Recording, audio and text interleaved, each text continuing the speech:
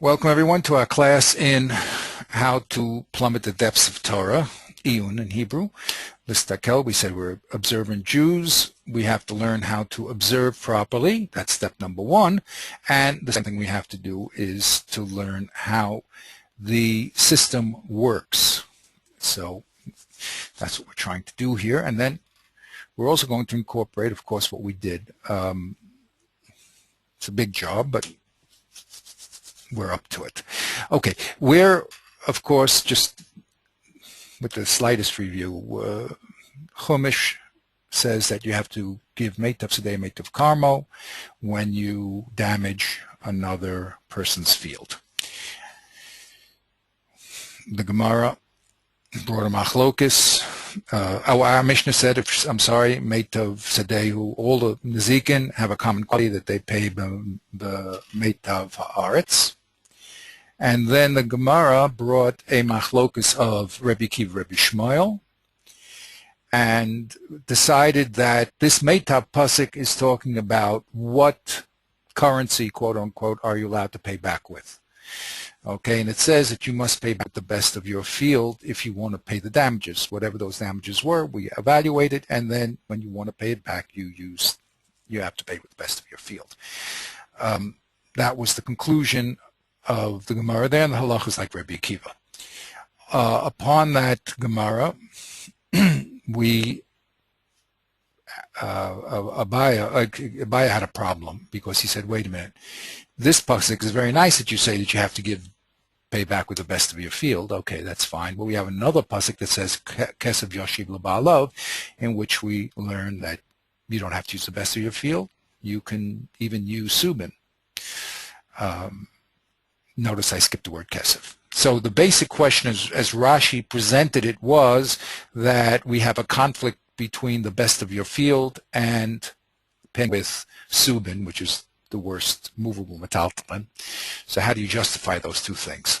So we had 4 answers on the daf that Abaya presented his question on, and the Gemara ended with this Rev Papa, student of Rav Abaya. He came from Beirav with Rav Huna Bered Rav Yeshua. Here's Rav Huna Bered Rav Yeshua. They were studying in Beirav, and they came and they explained it, and they said really the most important thing the Torah is talking about, we have to start with the pasuk of Kesav, and all Shavik Kesef is equal to Kesef because you'll always get your money back by going to another place. But since land is limited to a few customers, the Torah said you have to give the best, so those few customers will jump at it and the Nizak will be able to get his money back. So that's how the Gemara ended there. Then there was this break that talked about how do you evaluate what's called best. Is it called best personally, what your best land is, or best on a universal standard? Then all of a sudden the Gemara popped up page and a half later, and brings Rev Huna. So we notice that Rev Huna predates Rev Papa. Okay, and Rev Huna makes a statement. O Kesav O Meitav. That's the statement that he makes. Rev Nachman, contemporary, comes and he says to Rev Huna, how could you say only Kesav and Meitav? Don't you know that? We said, yeah, of course, obviously you know that it says Yashiv, that you can even use Shavik Kesav. And he answers, oh, come on, that's B'dalei Slay. When you don't have Meitav, or Kesav on Meitav, then you do Shavik Kesav. Good.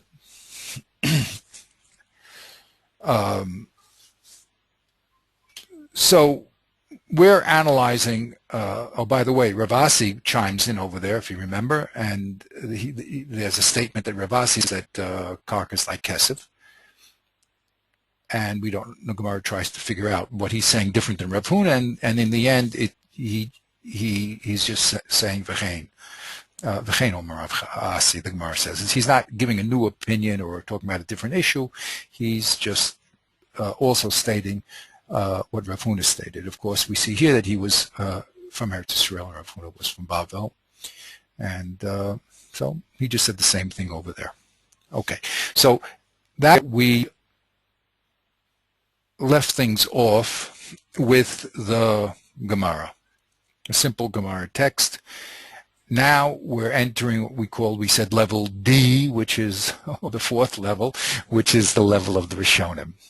Now the Rishonim, we said that, okay, just to fill in the gaps from 450 till 960 over here was the period of the Gaonim.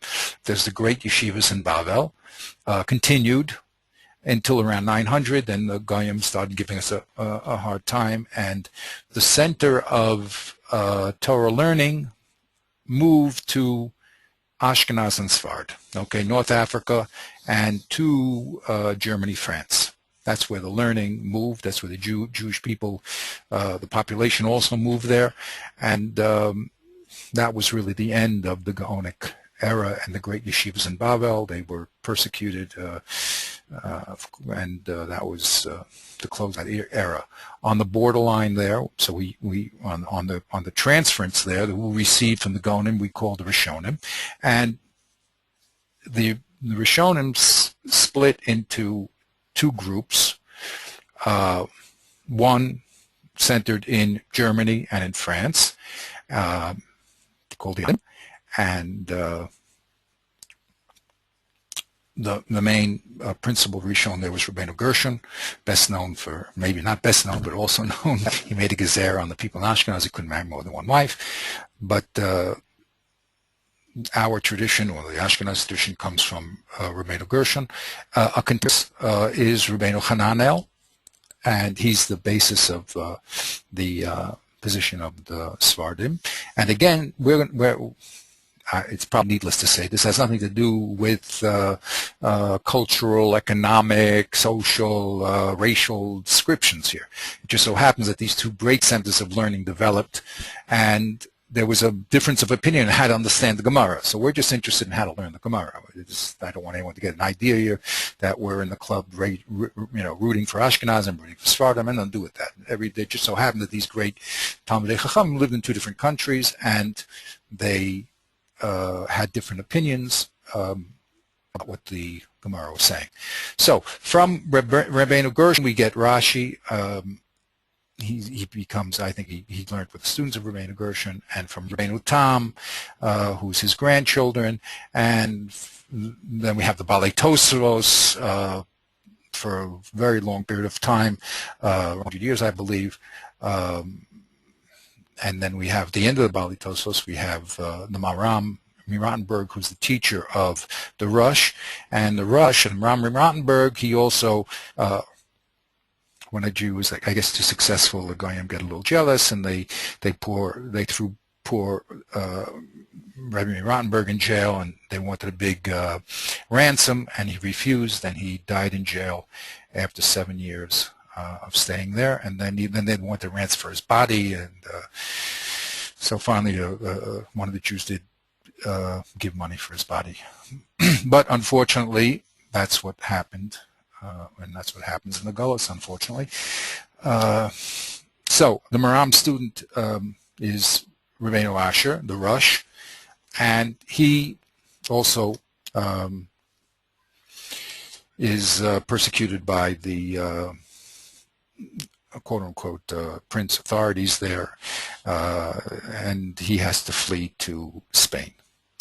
So he's going to be a very important figure in our learning, because he really is the, I would say, the homogenizer of both schools. The Sephardic school is more categorical in its approach, and the Ashkenazi school is more analytic, and he brings the analytic approach. Of course, everyone does everything, I'm just saying in balance, and he brings that approach to Spain, and he also involved in the halacha there. So in our piece, it's going to be very interesting, because the Rush is going to be talking about the Rif, okay, and the Rif is going to be arguing with Rabbeinu Tam, and maybe the Rif and Rabbeinu Tam will be arguing with his grandfather also. But that's going to be where we're holding, and again, we're just interested in how they learn, and the whole idea here is it doesn't matter when you lived or how you lived. The question is, how do you read the texts and how do you understand them? And that's the whole process of learning Torah Sheba'al Peh, which is what we're about. Okay, so that's basically what happens at this level. Later on, we're going to go further, and there'll be people who, since the Rush is going to side with the Rif against Rabbeinu Tam, that's going to be the ground work for all the subsequent generations. Either they'll be talking about why one is correct or incorrect, or which way do we follow halachically. And that'll be the exciting work that we'll be doing as we go down the various levels. Okay, I see this in this level D, if you don't mind, I correct that. Yeah, okay, so great. Now we're ready to be involved in which we're all about here. And the question we said was, okay, look, the Gemara ends with these two texts, one of Reb Papa, who said that Kesef is what the Torah says you can give, and it says Shavi Kesef is equal to Kesef, and the best land is also equal to all movables and to money. That's what Reb Papa said, because the whole problem here is, will the Nizak get his money back? And of course he will with the best land, but the only thing that's really eliminated here is land. Okay, that's the only thing that's eliminated. So that was one conclusion. Now we have the other conclusion of the Gemara, where we have Rav Huna saying that no. Really supposed to give the best land, and it's a chiddush that money is equal to land, and this movables, well, you can forget about that. Chatchila, if you don't have money or best land, you can give it when you don't have anything, but you don't have to go in and sell it. Okay, so that's basically a sum up of where we were holding. Now, we did the Rif Pesachs like Rav Papa. We said any of them equally, whatever you like. The Mazik can give Kesef, Subin, or Meitav, as long as you give it the right amount.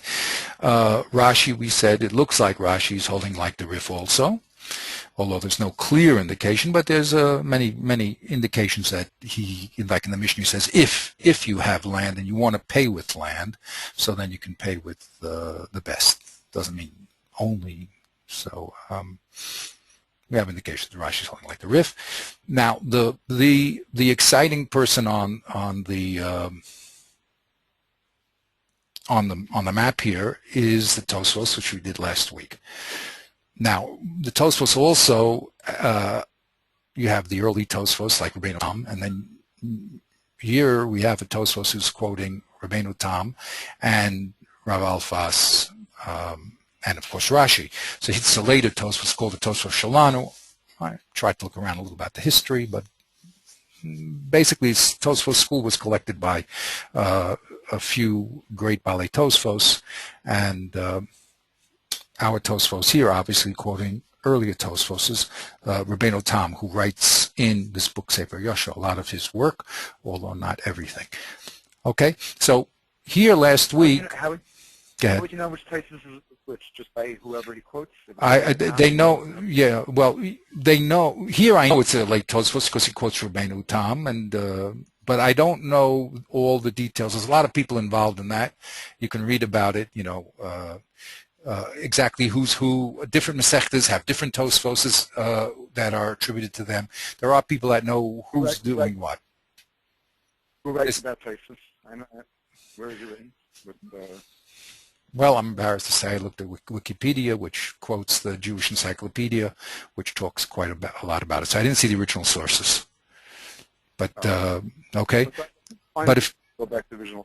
Yeah, what you could do is what I would do is just look over there, and then they'll tell you where to look. But I didn't get that deep into it because I'm basically interested in what they're saying. But it's just good to know. It's just good to know who is who, because sometimes you'll have, like here, this Tosfos is quoting Rabbeinu Tam. You see, so his student was Ria Zaken, I know, but sometimes you have one Tosfos may contradiction another Tosfos, so you really have to know if they're the same. Is it Rabbeinu Tam? Is it Tosfos Misens? Is it Tosfos Rabbeinu Peretz? Tosfos Arash?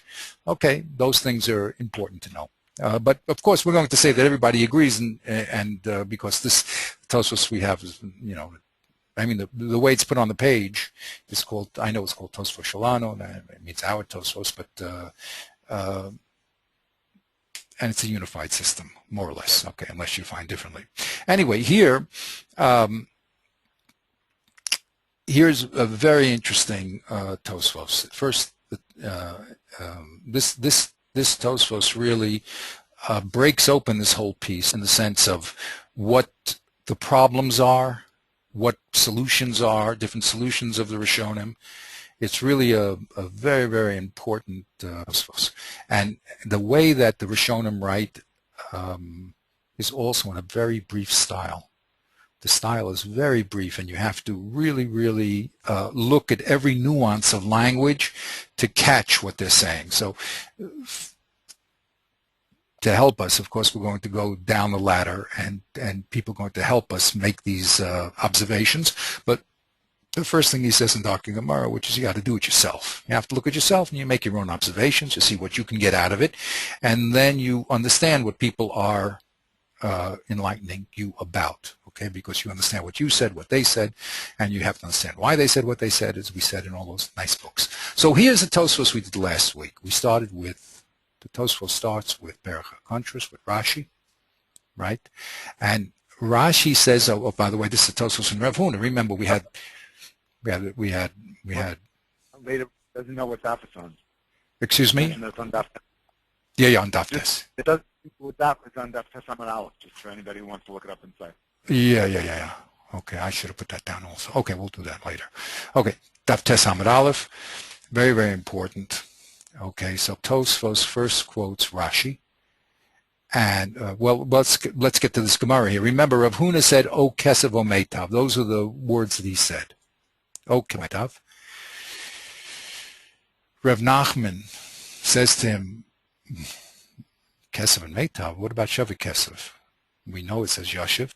So he says, oh, that's only when you don't have. When you don't have Mash, you don't have Kesev and Meitav, okay? So that's what he says. Now, Tosfos brings Rashi first. Now, there's a Tosfos says Shabola Taretz Kroidel. Rashi says that he's coming to explain the Pesukim above. If we look at Rashi, okay, Rashi says Lo Kasha Kroidel Kesev Umeitav.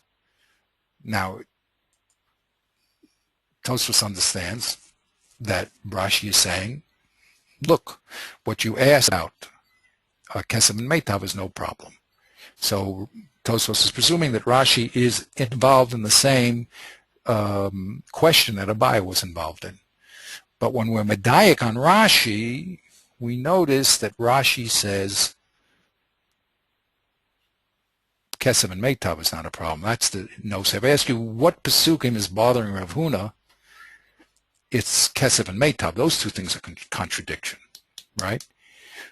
Why do I say that? We look back at Rashi here, and when it came to Rashi, right before Rav Papa, the Gemara said, Mikol Makom Kasha, and Rashi said, Meitav v'yashiv demar besubin. In other words, Abaye's original question was the conflict between Meitav and Subin. Those two things come into conflict. Here, the statement, the first statement of Rav Huna is Kesev and Meitav. Okay, so we said, what's the difference between saying that the problem is Meitav and Yashiv and Kesev and Meitav? Right? What's the difference? I mean, so we said there's a very, very important difference where you start. That's very important because Rav Papa was starting. Rav Papa's problem was Shavik Kesev, and there was two types of Shavik Kesev. There was Meitav and Yashiv. So when it comes to non-money, you, on one hand, you have to give the best of your land. The other hand, you can give the worst of your metaltalin. So why is that? That doesn't make too much sense. I mean, if land, again, we said, what's better, land or metaltalin? Land is better than metaltalin, so then if you give the best of the land, then you couldn't give the worst of your metaltalin. So that was the problem over there. Money was not a problem Okay, and that's an important point to raise. Why wasn't money a problem? Okay, well, Rev Huna, money was a problem. You hear what I'm saying? Yeah, so what do you, that because he's saying Kesef and Metav are different than each other. Exactly. But the question of Abaya was that Meitav and Subin were different than each other.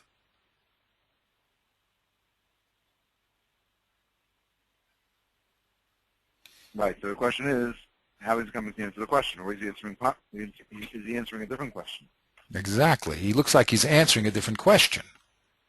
Okay, so why did Tosfos say that he's coming to answer the Pesukim of? Now they learn a little better than we do, okay, and yet that's what they said.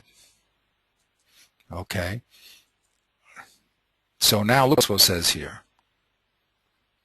First of all, he says that Rashi is saying that Rev Huna is answering the Pesukim above. Now that happens to be true, because one pasuk says Meitav and the other one says Kesev Yoshiv, right? So he really is talking about the two pasukim, right? But slightly different problems in the two pasukim. Above, Abaya's problem was Meitav versus the Yoshiv Subin part of the pasuk, and here Rev Huna is talking about the Kesev Meitav conflict. Okay. So now let's read the second part of Tosfos over here, as explaining Rashi. V'tzarech lama shelo hispik l'sayim divarav ad shehikshir lo. So if that's true, that Rev Huna is talking on about the same conflict of Pesukim as Abaya, so you have to say that Rev Nachman interrupted him before he finished. Why do you have to say that? Because we just mentioned the problem over there of Abaya was Meitav and Subin. The only time Rev Huna answers that question is after Rev Nachman asked him the kasha, what do you do with Yoshiv? Are you with me? Yes. Isn't that interesting? Isn't that interesting? Yep. So Rav Huna probably could have continued and said that I Kesef, I Meitav, I Subin. That really is what Taisus is saying. Right. First, he actually was going to make two statements. He's going to first say L'chatchila Kesev and Meitav. Don't think that there's a problem. You can only give Meitav. No, Kesev is like Meitav. Then he was going to say, now, but there's another a ribui called Yashiv, and that can only be given when you don't have Kesev and Tav. So if Rev Nachman didn't chime in, he would have explained exactly the two Pesukim, because the Pesukim have two parts: the conflict between Kesev and Meitav, and then the conflict between Meitav and Subin. So he was about to say that whole business. He first started talking about the conflict of Kesev and Meitav. Say there's no conflict. You don't have to just give Meitav. You can give Kesev or Meitav. And then he was going to say, oh, as far as Yashiv, that can only be given when you don't have Kesev or Meitav. But his excited student or Chaver jumped in and said, hey, what are you going to do with Yashiv? Right? So he should have said, take it easy. I'm going to just get to that point. But yeah, the Gemara doesn't record that. Now, isn't that interesting? Now, why do I say it's interesting? Because it is interesting. No, but because the Tosfos is subtly bringing up a problem with Rashi. Because in order to explain that Rev Huna is talking about the two Pesukim, albeit in two stages of, Kesev, Meitav, and then Yashiv, you're going to have to say that Rev Nachman was a little bit, had shpilkas that day, was a little bit nervous. So why should the Gemara report that? Is a Mussar word, listen to your rabbi till he finishes his whole statement? Okay. So it's a little strange. Rav Nachman is quite a talented and sophisticated student. So that's going to be a weakness in this parish of Rashi. Okay? In other words, you're saying that it's not logical to say that he actually interrupted his Rebbe? Yeah. Why didn't he wait till the, or even if he did interrupt it, the person who writes down the final decisions, right, should have just forgotten about Rev Nachman's interruption and just said, Rev Huna says, oh, kesef o meitav, and if you don't have them, then you give subin. I mean, what do I have to know? It's not a video replay here. You know what I mean? The Gemara is not a video replay. The Gemara is a very tight text that doesn't waste any words to describe to us what exactly or how exactly to learn the Gemara and what the halacha is. The fact that Rev Nachman's wife called him out because he just had a son doesn't interest us. And if it does say that, there must be some reason why the Gemara would recount it. So it's not impossible to say that this is a recount of what happened and is supposed to teach you something, which we don't exactly know what. I mean, a Musa word or some other idea that were not clear to us. But at first glance, it's a weakness to say that this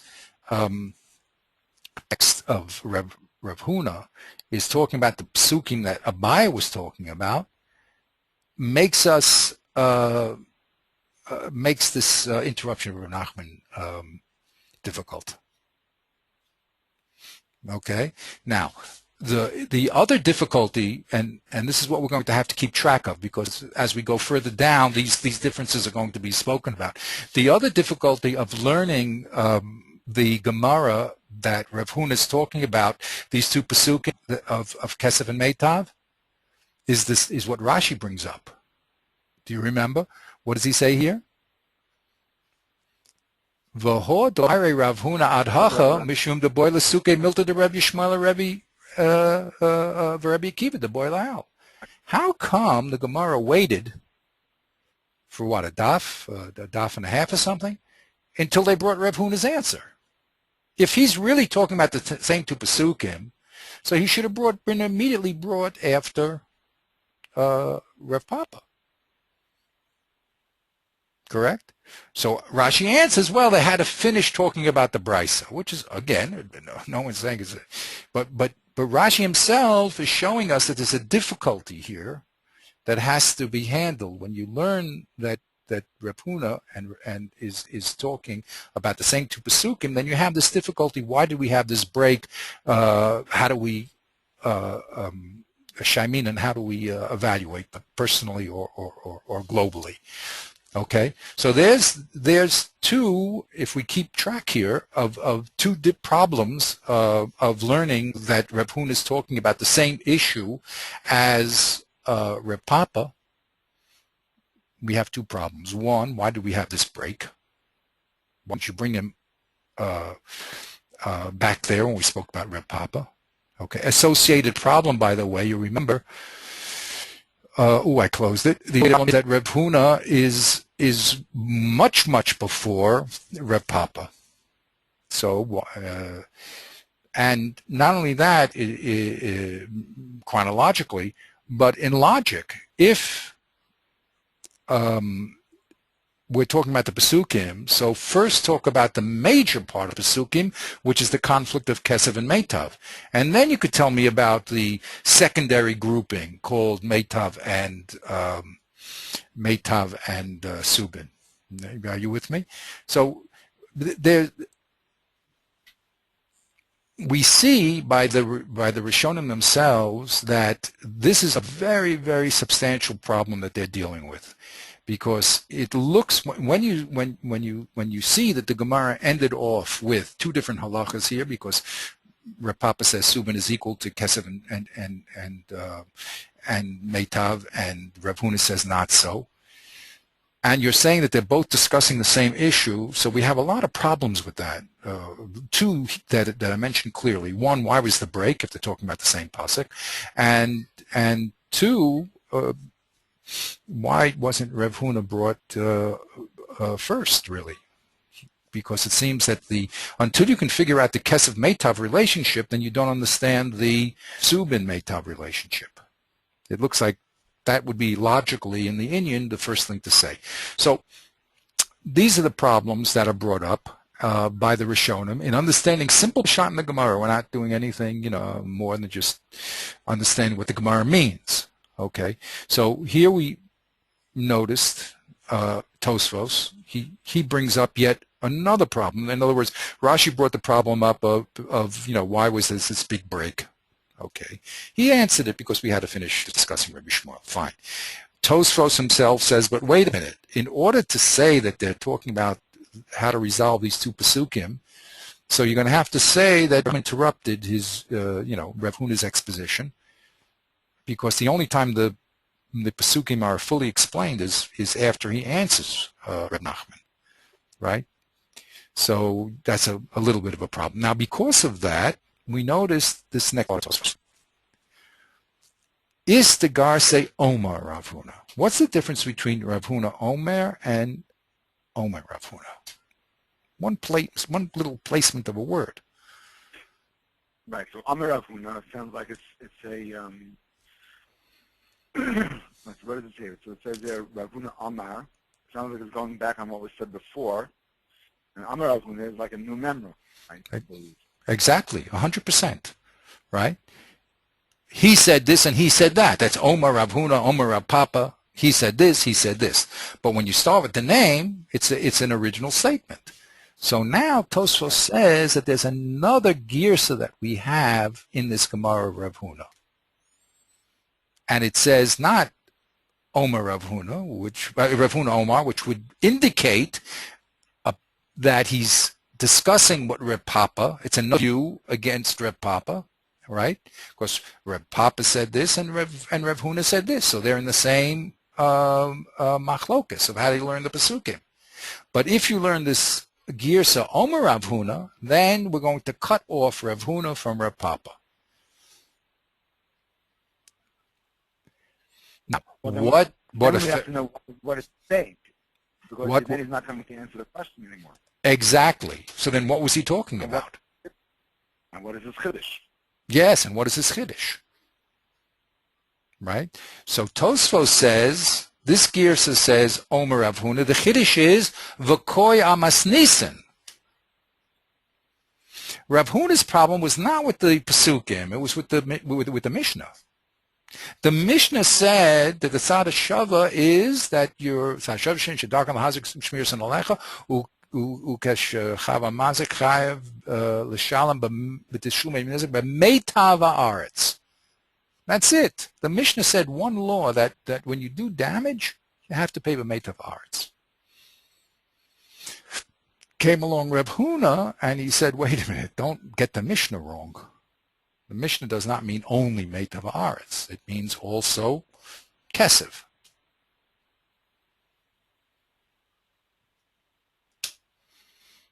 So then Rev Nachman said to him, wait a minute, if you're going to say Kesev, then you have to say Shavik Kesev. Why did you stop at just Kesev? So Rev Nachman was medayik on his language and asking him a kasha.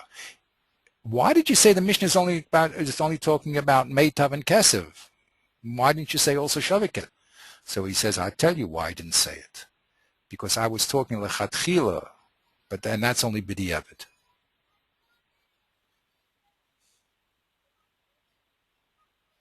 And here, let's see, you see, this is what Tosfos says. V'koi amas nisan, the Tanya Meitav Haaretz. Our Mishnah said you have to pay by Meitav Haaretz. And Rav Huna says, the lav dafka Meitav. Don't think it means only Meitav. It means Kesev or Meitav. So then his student said to him, well, if you're already going to say Kesev. Yeah, go ahead. Right, he's just coming to be Mefarish the Mishnah. The Mishnah says Meitav, and he's coming to explain it's Lav Dafka. Exactly. So Reb Nachman says, why did you leave out, if you're saying Lav Dafka, why did you leave out Shavik Kesev? He says, because that's only given when you don't have Kesev and Meitav. That's why I left it out. The Mishnah is, that's why I left it out. But there, it's a little better because there, Rav Nachman is not, there, if he's not talking about the verses, so they had a discussion on what is the din in the Mishnah. maybe, because Ram thought maybe he meant only Kesef and only Meitav and Kesef, and that was it. So he said, no, that far I don't go, also Meitav. Well, why did he leave it out? It also had problems. Why didn't he just say what he meant? You know, why did Reb Nachman had to pull it out of him? But at least it's a little better. We can solve the problem of this, that he was interrupting him, because that's a stage 2 problem. What am I saying? When you're talking about the verses, so Rev Huna has to explain the relation between Kesef and Meitav and also Subin. And so he was interrupted, if you're talking about the verses. If you're talking about the Mishnah and you're saying Lav Dafka, in other words, the no say is only Meitav. That's what the Mishnah says you can do. And he's telling you, no, you can also do Kesef. So then Reb Nachman has a question. Did you mean Kesef Dafka, or is it Peshita that you meant Kesef and Shavah Kesef? That's a legitimate question. I mean, right? In other words, he just wants to know how he was learning the Mishnah. Did you say Kesef Dafka in the Mishnah and not Shavah Kesef? Or you were also Lav Dafka and you meant Kesef and, of course, Shavah Kesef. Okay, so that solves that problem a little better of the interruption. A little, because it's not a clear interruption. And it's because it's not a clear, because if you're not on the Pesukim, you don't have to explain all 3 points. You have to explain, if you're on the Mishnah, just why did it say Meitav alone when that's not true. So you have to say Lav Dafka. Okay, now you want to know all of dinim, I'll tell you, but don't think it means Dafka, Meitav. So that little problem is going to be a plus. Now, as we go through this Tosfos, we'll see that there'll be other very important differences between which girsa you take. This is going to be a very critical little line. For us, what's the difference? A word here, word there. But for the people who are observant Jews, the full extent, a little move is now going to shake up the whole marechet, the whole system, and come out to different conclusions, okay? But we're just at the top level, very simply at this point. Not so simply either. We're, Baruch Hashem, we're doing iyun in what they're saying, but we're making it first the observation. So the observation here is there's 2 different girsas, and there's there's a problem of why there's the break. According to Rashi, if they're both Rav Huna and Rav Papa talking about the same items, why was the break? That's one problem. And 2, if Rav Huna is trying to explain that problem of Meitav and Suman, because he's explaining all the Pesukim, so why does Rav Nachman interrupt? So this other girsa that Tosfos brings will help us in one of those problems, actually with both problems, because if he's talking on a Mishnah Rav Huna, then I can explain why there was an interruption. Because up to this point we were discussing the Pesukim, and yes, we were discussing Rabbi Shmuel and Rabbi Akiva, but that was a bias problem was Pesukim. And okay, even the Gemara finished this whole discussion of Rabbi Shmuel. That's also okay. First talk about the Pesukim of Abaya and Rava, then talk about Rabbi Shmuel. Is it Shaminin personally or universally? And then now get to the Mishnah. Now what does the Mishnah hold? So they're going down stages and levels. They discuss stage A, the Chumash and the Pesukim, and then they're in stage B, the Mishnah, what's the Pshat. So there's no problem that there was a break because we had to finish up Rabbi Shmuel. So that is a plus in learning this girsa. Okay?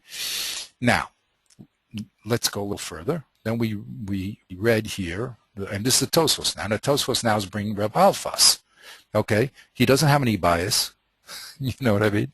There's no bias. He brings Reb Alfas. What does Alfas say? Now, Rav Alfas tells us 2 things. One, that Rav Huna is arguing with Rebbe Papa, and 2, the halacha is like Reb Papa. Okay, so it tells us 2 things. What does that have to do with the girsa that we just brought up in Tosfos? We're going to have to answer that, right? Because Tosfos doesn't bring anything that's not perfectly placed. So if we use that as an introduction, that has to be a very important understanding for how we go further. But first, the simple pshat of what he says. He says, look, Reb Alfas, as we learned, says that that Reb Huna Bar Yeshua and also Reb Huna, this Reb Huna's here, Reb Huna, Reb Yeshua, and Reb Papa, both of them disagree with Reb Huna. Okay? One holds Subin is equal to Kesef and Meitav. That's Reb Papa. And on the other hand, you have Reb Huna says, no, Subin is only a poor cousin. If you don't have Kesef and Meitav, you give Subin. So they're arguing. right? And that's what he says. The Tosfos says that they're arguing. What does Rav Huna Rav Yeshua hold again? What does Rav He holds with Rav Yeshua Papa. hold again? Him and Rav Papa hold that Subin is equal to Kesef and Meitav. Okay. Okay, that's and it. Rav Huna over here. Right now, this is a different Rav. This Rav Huna over here. Yeah, don't get them mixed up. It's very easy to get those two names mixed up. That's why I keep just calling it Rav Papa. Of course, over there was Rav Papa and Rav and Rav Huna Bereda Rav Yeshua. Right. Okay, so that's a different Rav Huna there. Okay. Right. So over here, the fact that Rav Huna does not talk about Subin, and I'm not going to ask someone about Subin, it's obvious that Rav Huna held that Subin is not like Kesef and not like Meitav. Exactly. And before Rav Huna and Rav Huna Rav Yeshua and Rav Papa, they both say Kol Mila Meitav, even Subin. So there's a clear argument as to whether Subin is considered Meitav or not. That's exactly. And that's what Rev Alfas said. Okay, I'm not going to flip back to Rev Alfas. I can with this modern links that I make, but basically he says Rev Yeshua. Okay, we'll click back. Why not? Okay, here he is. Here. First, this is the riff, right? He says Meitav Sedeo, Meitav Karma, Mikarke. It's the only time that you have to give Meitav is with land, but not with Metaltalin. You don't have to give the best of your Metaltalin, only the best of your Karka. And why?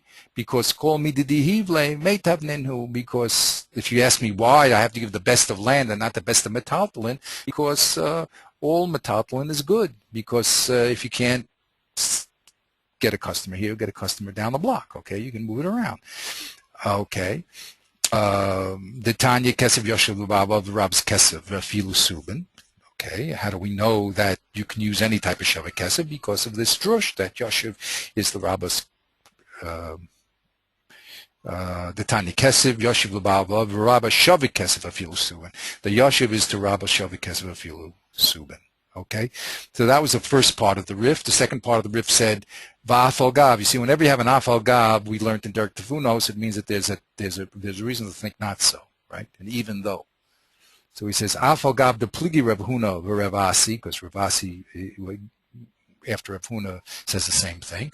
Hor kaimalan karev papa v'Rav Huna v'Rav debas roy ninhu. If you ask me what the halacha is, even though there's a machlokas here between Rav Papa and Rav Huna Rav Yeshua on one side and Rav Huna on the other side, but the law is you go according to the later authority, and everyone knows that Rav Papa and Rav Huna Rav Yeshua is much later. Okay? Too much? I mean, too fast? That's... No, so I'm just trying to see, so where do you see from here the riff hold that they're arguing? Because he says like this, because he says, Va'afal gav de pligi Rav Huna. Rav Asi. Rav Asi. Now remember, Rav Huna and Rav Asi. Yes, both of them plige. Rav Huna is on our page. Kesef Meitav. He's into Rav Nachman. Then the Gemara brings Rav Asi and says a statement that Kesef is like Aretz, and they say, oh, he's saying the same thing as Rav Huna. So you can put Rav Asi and Rav Huna in the same camp. Okay, but both of them pligi on whom? On Rav Huna and Rav Huna Rav Yeshua and Rav Papa. Correct. Rav Huna Rav Yeshua. Exactly. Okay. And the whole machlokas revolves around the status of Subin, or because or Shavik Kesef, Subin, because you can't say Shav. You can. Let's be clear. Or let's say Subin, the easiest way to say. In other words, Rav Huna would say Subin is only when you don't have Kesef and Meitav, and Rav Papa says Subin is even when you have Kesef and Meitav. That's the whole machlokas. So that would mean if he's bringing down, so let's go back to Tysus for a moment. He's bringing down the riff, who's saying that there's an argument. That would mean that he's going like a second shot, that it's Rav Huna Amar, not Amar Rav Huna, because if it was Rav Huna Amar, then there's an interruption that Rav Huna really meant to say that he holds that Subin is like Kesef and Meitav also. And now that he's saying that there's not quite this between Rav Huna and Rav Huna, Rav Shua, and Rav Papa, that means they're arguing on Subin, and he's holding that Subin is is not like Meitav, that would be like Omer Rav Huna, and that it was not interrupted.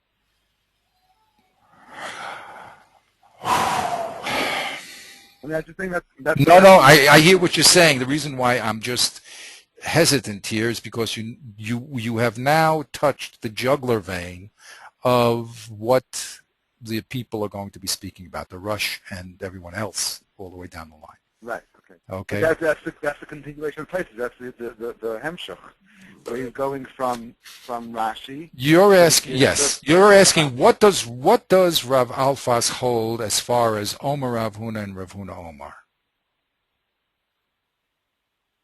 Right. Okay. That's another way to say it. Okay. Let's look at Rav. First of all, I didn't do the Rush. I don't think the Rif has Divrei Maskil. I have the list right here. You have the Rif. Look if he has a Divrei Maskil. Yeah. Does he have? Yeah. Please. Let's see if I can find it really quickly.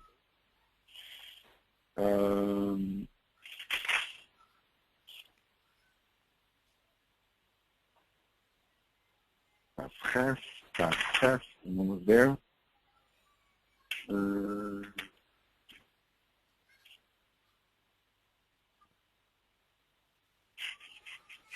Okay. There it is. Okay. Unless it's earlier on. Or earlier on. I think it's earlier on. It's one of the things that I didn't focus. I didn't make a link to the original because it was like a very big piece of paper. Look at Reb Papa. No, look at Reb Papa. Look over there in Vav. Okay. Base, right? Yeah, Zion on base. I'm sorry. Yeah. But that's what.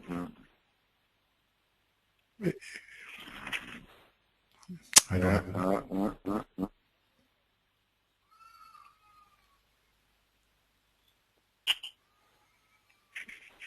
I'm Ravina. Yeah, just read. Yeah, from the IC, I'm Ravina Bedula from the Tugay Damarula, the Batray Balkar, the Bruce, and Tamarids. Before that, I think, no? No, that's not before that. Yeah, there it is. Oh, it's a very small piece. There's no Divrei Maskil. Is there Divrei Maskil? No, there's nothing Maskil. طبعا إما إجلس كون زيكن وبالخاي بكسب الشيء قبل من إجلس بين كون قبل من بين الزبور كون قبل من الزبور فيلا إجلس بين الزبور زيكن بإجلس بالخاي بين كسب الزبور فيلا إجلس بين زيكن بإجلس بالخاي بكسب بين الزبور زيكن بالخاي بين كسب الزبور. That's all he brings on. No, before that. Look a little before. Let's go back earlier.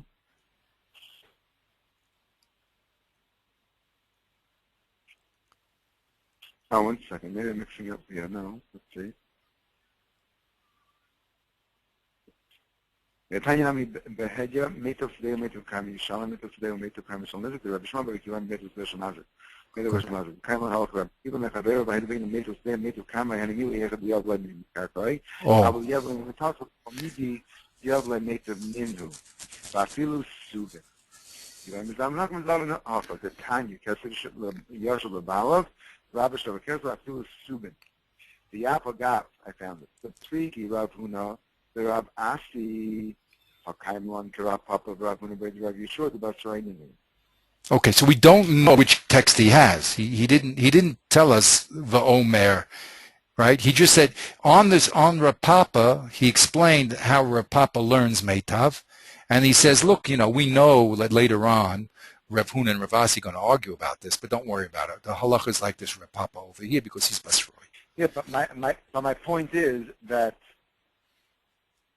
in order to say that Rav Huna is arguing, that means to say that Rav Huna was not interrupted by his Talmud Rav Nachman. Hold on. To say that they were arguing? Yeah. No, you can say they were arguing, but then you'd be forced to say that he was interrupted. If they are arguing, Mom, say again. If Rav Huna is arguing, that means really he was going to say that Subin is just like Kesef and just like Karka. No. And he just didn't No, get no, no, no, no, a chance no, to no. say something. Hold on. What's the position of Reb Papa about Subin? Rav Papa holds Kesef Yashua Bala Rabba Shabbat Kesef Afilu Subin. Meaning, Subin is equal or not equal to Meaning that Kesef? And it is equal. It's equal. that's equal, right? So Reb Papa holds that that Subin and Kesef and Mitav is all the same. all equal. Because any metaltalin is all equal. Because it's metaltalin. In Lem Zadanaka is Davin somewhere else. Exactly. So they're all equal. Give what you want. They're all equal. Now, does Rav Huna, what does Rav Huna hold about Subin? That's the question. Tell me. Well, but the Rif is clearly saying that Rav Huna holds that Subin is not Metav, and you cannot use Subin to pay when you have to pay Metav. Exactly, because Rav Nachman said, what do you do with Subin? And he said that's Subin b'delesle. When you don't have Meitav and Kesef, then you can use Subin. All right, so then go back to Taisus. I'm not understanding Taisus properly. Because the Tzarech Loimar, Shalai Hispik L'Sayim Dvarav Asher Hikshalai, means, well, what was Rav Huna going to say? What was he going to finish off? Rav Huna was going to say that Subin is only given when you don't have Kesef and Meitav. That's what he was going to say. Okay. Okay, fine. I don't understand that. Okay, I thought he was going to say something else. Ah, good. Okay. Then, no, he meant to say what he exactly. He meant to say what he finished to say. He in other words, he was going to say Subin is only given when you don't have Kesef and Meitav. Okay. But he was interrupted by Rav Nachman before he can finish. Okay, fine. So in neither case, you're saying whether Taisus is holding Rav Huna Amar Rav Huna. In either case, he's holding that Rav Huna holds that Subin is not like Meitav. Is not Meitav. Simply yes. Simply right. yes. And therefore the Rif brings it down, and it's clear from the Rif that Rav Huna argues with Rav Papa because the Rif says so, and it's clear Machlekes is in Subin because Rav Papa holds that Subin is Meitav, and Rav Huna is holding that Subin is not Meitav. Yes. Yes. Okay, so that's okay. I was missing one point in Rav Huna. I thought Rav Huna could have said that Subin is the same, and he just didn't say it. Right. But right from Rav Nachman Teretz, it's obvious that he doesn't hold that way. Right. Or Well, it was Rav Huna himself that answered for himself. Rav Huna said the statement, O Kesef and Meitav. Rav Nachman said, what do you, Rav Huna, do with Subin? And Rav Huna said to him, look, I hold that Subin is only given when you don't have Kesef and Meitav. So it's Rav Huna said the first statement and the last statement, and it was just, asked in the middle of that statement by Rav Nachman. But really, and this is why the simple way of learning this is that Rav Huna disagrees, like the Rif said, with Rav Papa. And the only problem by saying that is that you just have to say that Rav Nachman was a little hetshvilkus, that's all. Because Rav Huna clearly says what he says at the end. I mean, doesn't he? He says that Subin's second best. So you just have to say that Rav Nachman hetshvilkus using that girsa. Okay, but the girsa is Rav Huna Omar. He's fighting with Rav Papa. They're fighting over Subin. And the halacha, according to the Rif, is according to Rav Papa, and not like Rav Huna. Right. Good? Yep. Good. Now. So Rav appears to Rav Huna, but Rav Shua, Rav Papa, El Tzvigi, at Rav Huna, Hakab the Inu Star, we call him Metavu, Rafilu Sibit. Above. Inhu. Mm-hmm. Inhu, you got it? Yeah. Wait. I'm just reading text again. Yeah, read it again. Rav Alphas appears to Rav Huna, Breder, Rav Yeshua, Rav Papa Del El, Polag at the Rav Huna, the Hacha. The Inhu, Savri, call me Lametavu. Who's the Inhu? Who's the Inhu? Rav Papa and Rav Huna, Breder, Rav Yeshua. Correct. Rav Huna and Rav Huna over here Sava Deloy have a mitav. El Oi Kesef, Oi Karka. That's mitav. And not? And not Subin. Correct. Beautiful. Upasaka Rav Papa and Rav the rest passes like Rav Papa. Uka Rav Huna Rav Yeshua. Why? Shem Masrai, because they are the latter ones. They came later on, and therefore we pass them like that. Right. That's the rule. You pass them by the latest authority in the Gemara. Right. 100%.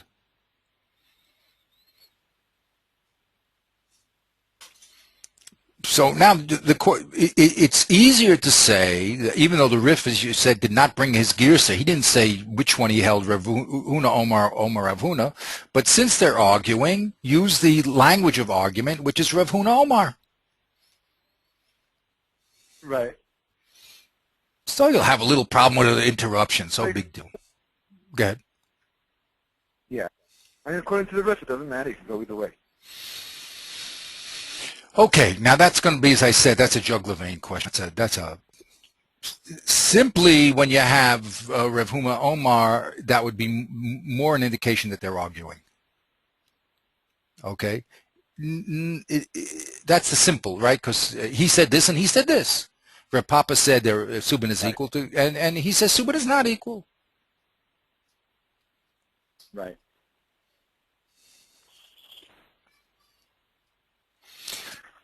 Okay. Okay. So my aim here is to bring out the subtleties of the Rishonim. Okay, that's what we're going to have to work on, because this stuff is what they're doing here is very subtle inferences. That's how they talk, because it's called an expert system. You know, I mean, you don't have to say much if you're talking to people who know what's going on. But for people like us who are just jumping into the system, you know, raw, so we're not sensitive to the nuances of what they're saying. It's like someone comes to work for you and you have to teach them all about the words, what to do and how we do things here and the processes. You know what I mean? That's the way it is. So Rev Chanech Leibowitz, Olav Shalom, used to say, when I was young and learning is a process that takes a lot of experience to understand the subtleties and movements of the language. But that's what we're trying to experience here. Okay? So now, that's the second thing. Go ahead. Push back for a second. Excuse me? So Yes. I just want to go through the Please. I'm with you. You're starting with Rashi.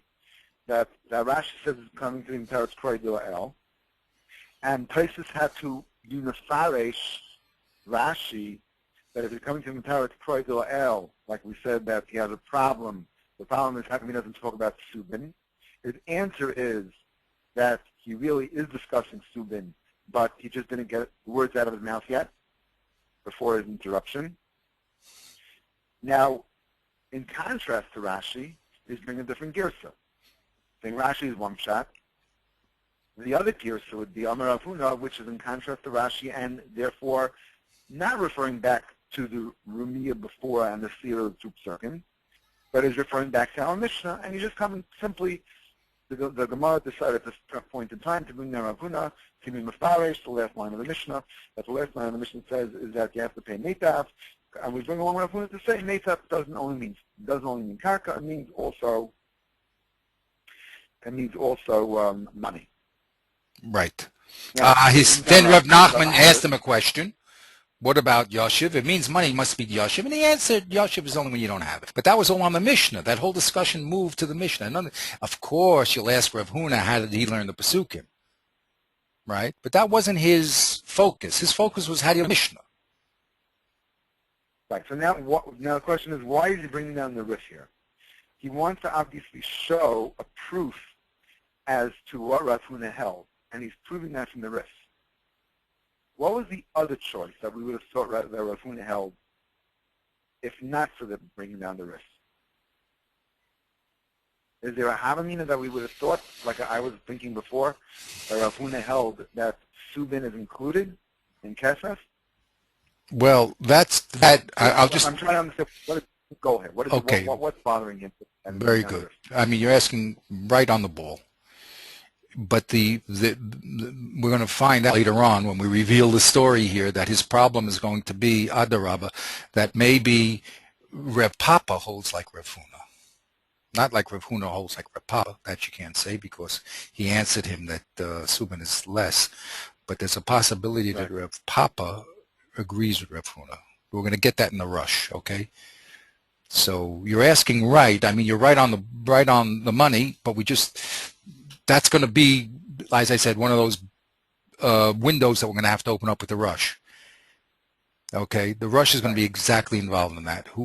If you don't hold it, they're arguing. You hold on the Mishnah. So then, what is Rev Huna doing? What is Rev Huna's relationship to Rev Papa? Now that you split them off, there's two different Gemaras, one talking about Pesukim and one talking about the Mishnah. So now, do they still disagree or do they agree? And that's going to be the movement of the rush. But we're going to have to, just hold on to that a little bit. But you're right there. That's what's happening. Okay. Now, let's just read this Rabbeinu Tam again. Okay. What does Rabbeinu Tam say? Rabbeinu Tam ein soiver kain. He does not hold this. Now what is this? Again, this is like, what did we say? Karmo, Sodehu. What do you mean this? Right. Okay, so we're going to have to see what it means. The Mefarish. Right. But I mean, obviously, my guess is that he's referring to the Pesach of the Rif. Okay, minimum it's the Pesach of the Rif, but what about the Girsa? Right. Okay, that's the other question. Those are going to be the two questions we're going to have to balance here. I mean, we're going to have both those things are interreacting. But okay, minimum definitely he's saying the halach is not like in the Rabbeinu Tam, it's not like Rif. Go ahead. The Mefarish. Oh, so what did he say? He says the Mefarish yesh gimel dinim b'nei zakin. There are three gimel dinim. There are three different dinim, three halachas, three separate categories, really. Right. Like you would say that the word din over him is category. Yes. Well, there's three different laws. There's three different laws when it comes to Subin, actually. Sometimes Subin is equal. Sometimes Subin will be a second. Sometimes Subin can't be used at all. Sometimes Subin has to be taken for money. That's what he's going to say. There's three different dinim when it comes to Subin. Okay, we'll see. Okay, good. What's the first one? First one, we're going to talk about damages. And the rule of damages is oy kesef, oy meitav. So he's saying kesef and meitav is on one level. If you give either or, the less le'afilu subin. And then the second level is when you don't have kesef and you don't have meitav, then you could give even subin. Like whom? With regard to damage. Like whom? That's like a Rav Yeshua. Like the Rif. Nope. Or maybe maybe not. One second. When the Rif is passing like Rav Papa and Rav Huna Rav Yeshua, he says they're all equal. They're all on one level. Yes. What does Rabbeinu Tam hold? Rabbeinu Tam is saying that it's two levels. He's saying that it's a flow chart. If you don't have this, then you go on to the next step.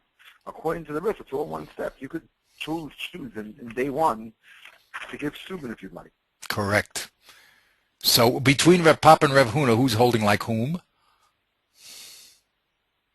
Well, I don't know he's not going like Rav Huna because Rav Huna doesn't talk about Subin. Oh, wait, I'm sorry. No, he's not like Rav Huna. Because Rav Huna says, according to the territory of Nachman, he's saying that Leslie, if the Rav Huna's teretz was Hakamarkinim but the Leslie. So that means the teretz of the Leslie is that when he doesn't have kesef or meitav, then he's exactly like the Rif is saying here. Like the Rabbeinu Tam is saying. I'm sorry. Exactly. So Rabbeinu Tam is paskening like Reb Huna, and the Rif is clearly paskening like Reb Papa. And Reb Huna, Reb Yeshua, okay. Right? Right.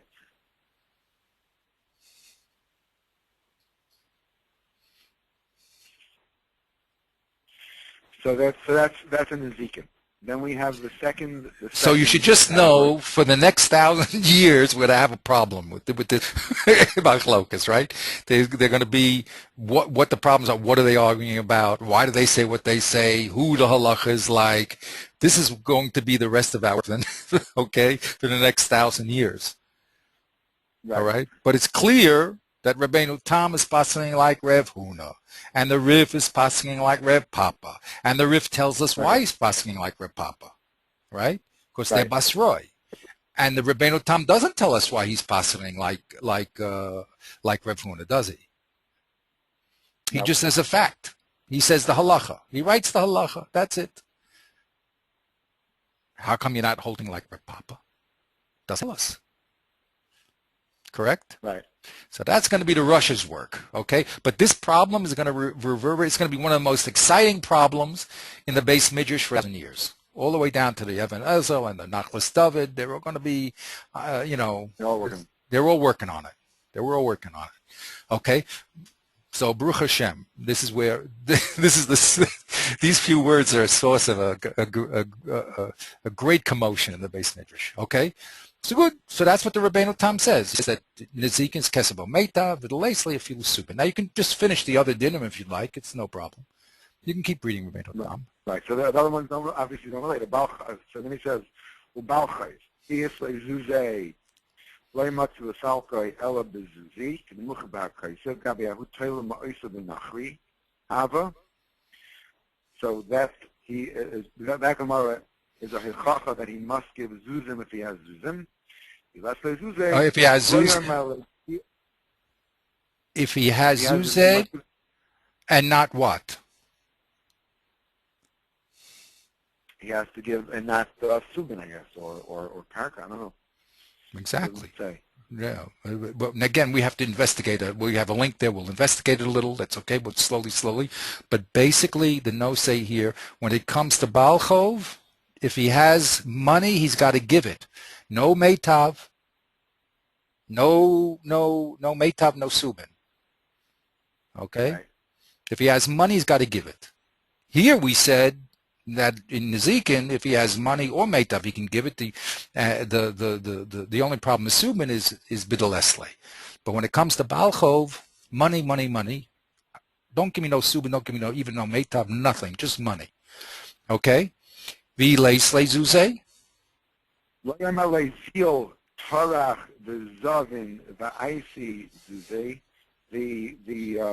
lender cannot tell the borrower, go sell your property and bring me zuzim kedamar hasam. So I guess it means that if you give him that time, you can give him whatever shavak that he has. That's right. Give him anything. Karka, that's it. The Baal Chov can't. That's right. The lender, if the poor borrower doesn't have anything except land or subin, he's got to take it. He can't say you go out and sell us stuff. Right. Okay. Let's see the next in there. Now the third thing is the lakeach shenimtza mekach mekach tois. So that's really a subcategory of a Baal Chov, he's saying. Right. That a Lekeach, Shanim Mekach Mekach Tois becomes a Baal Chov, and he gets the same din as a Baal Chov. Right. Now the third thing is a Payel. He lesle leBalabayis Zuzi, Amalezi Yotar V'Zovimaishi Zuzi. A Payel has that power to tell his employer, go sell your property, bring me the cash. I don't have to accept from you shavaket or karka. Right. So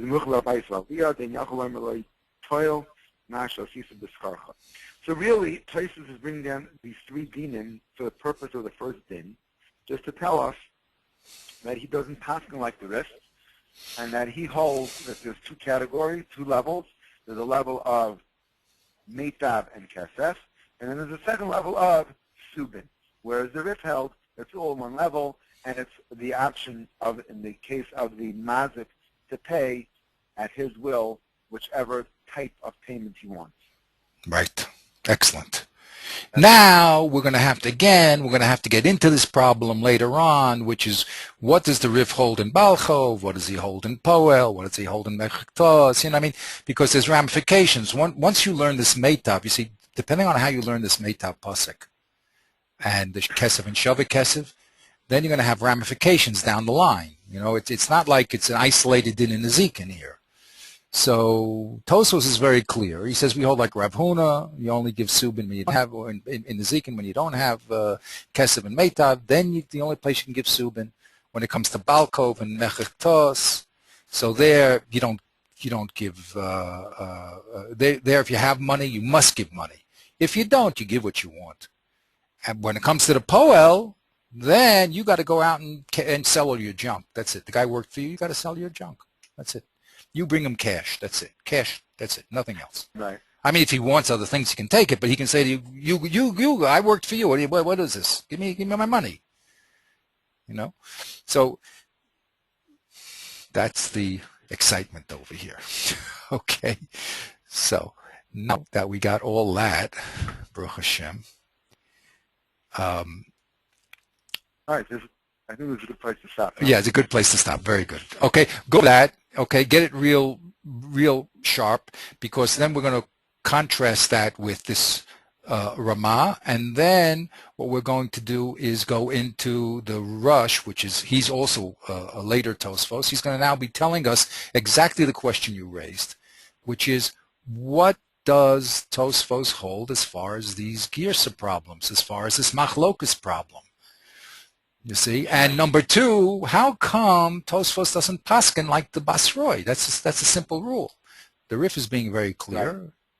So that's the problem the Rush is going to involve himself in. Okay, so I'm just going to do the Ran next time just to see the Ramah, who's another Rishon, because he has a different opinion. He's going to hold, you know, Kesef is first, then Sheva Kesef and Meitav is last. Then we'll do the Rambam just to get a general overview of what they're saying. And then we'll go into the level of the Rush, okay? And then we'll keep going down, Bezrat Hashem. Okay, so if you have a little time, if you can just go over that, get it really clear, and then we'll push forward to the next level, Bezrat Hashem. Okay, very good. Okay, have a great day. Have a wonderful day and a wonderful week. Yeah, cool. Take care. Bezrat Hashem. Cool.